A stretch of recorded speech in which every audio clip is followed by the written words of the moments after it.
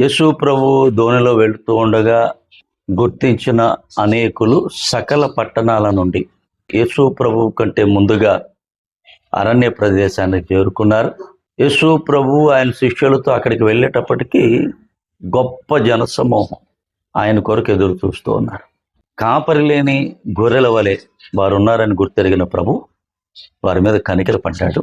అనేక సంగతులు బోధింపసాగాడు.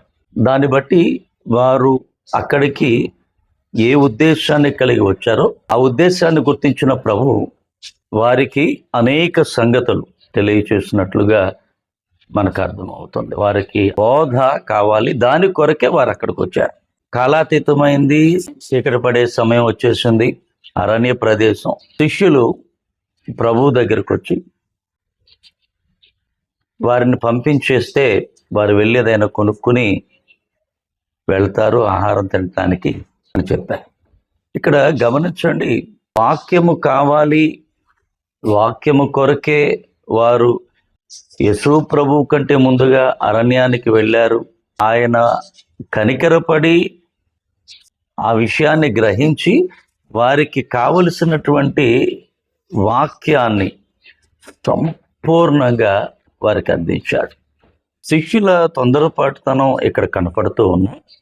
యోహాను సువార్త 6వ అధ్యాయం 6వ వచనంలో ఏమి చేయనయుండెనో తానే ఎరిగి ఉండి ఆయబడి, అంటే వాక్యము చెప్పిన తరువాత వారి భౌతికపరమైన ఆకలి తీర్చటానికి ప్రభువు ముందుగానే ప్రణాళిక సిద్ధం చేసుకున్నాడు. అది శిష్యులు గుర్తెరగల. శిష్యులు ప్రస్తావించినప్పుడు ప్రభు అంతమందికి 5,000 మంది పురుషులు, అటువంటి తరుణంలో అన్ని వేల మందికి ఆహారం ఎలా పెట్టాలో అరణ్యంలో ఇశ్రాయేలీయులను పోషించిన దేవునికి స్పష్టంగా తెలుసు. ప్రత్యక్ష ప్రణాళిక ఉంది, దాన్ని మనం తదుపరి వచనాల్లో చూసాం. కనుక నువ్వు దేవుని యొక్క సన్నిధికి వాక్యం కొరకు గనక రాగలిగితే మిగిలిన విషయాలన్నీ కూడా నీ పక్షంగా దేవుడు చూసుకుంటాడు.